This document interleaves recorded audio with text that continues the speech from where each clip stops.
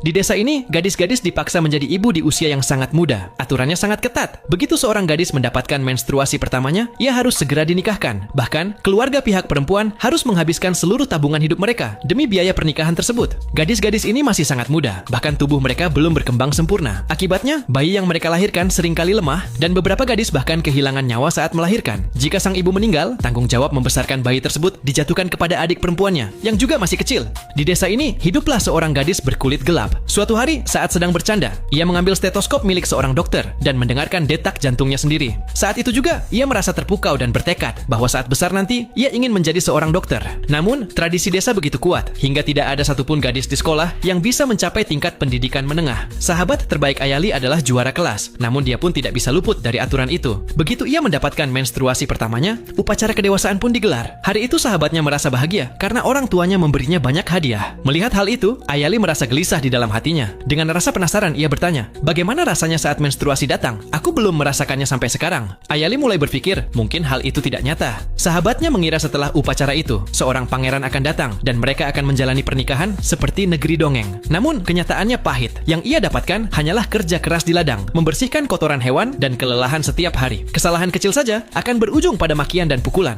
Sambil menangis, ia menceritakan semua penderitaannya kepada Ayali dan berkata, seandainya saja menstruasi itu tidak datang secepat ini. Mendengar hal itu, tekad Ayali semakin bulat. Ia memutuskan untuk mematahkan aturan tersebut. Namun, keesokan harinya, ia merasakan sakit yang luar biasa di perut bagian bawah. Ia diam-diam menjauh dari keramaian, namun rasa sakitnya semakin menjadi. Saat melihat bercak merah di kakinya, ia sadar bahwa ketakutan terbesarnya telah tiba. Bayangan kehidupan sahabatnya melintas di benaknya, bekerja sepanjang hari tanpa impian. Ia berkata dalam hati, tidak ada yang boleh tahu soal ini, atau impianku menjadi dokter akan musnah. Saat hendak pulang, kepala sekolah memanggilnya. Karena tubuh kepala sekolah yang pendek, beliau meminta Ayali mengambilkan botol tinta di rak atas. Saat itulah tangannya tergelincir dan tinta merah tumpah ke lantai. Ketika Ayali melihat tinta merah di roknya, ia justru tersenyum. Ini adalah kesempatan yang sempurna. Sekarang, noda dari tubuhnya telah tersamarkan. Ia keluar dari sekolah dengan perasaan gembira. Ia berhasil mengelabui orang-orang di jalan, bahkan ibunya sendiri. Namun, ketenangan ini tidak bertahan lama, karena festival Arya Devi akan segera tiba. Dalam festival tersebut, hanya gadis-gadis yang belum mengalami menstruasi yang diperbolehkan masuk ke dalam kuil.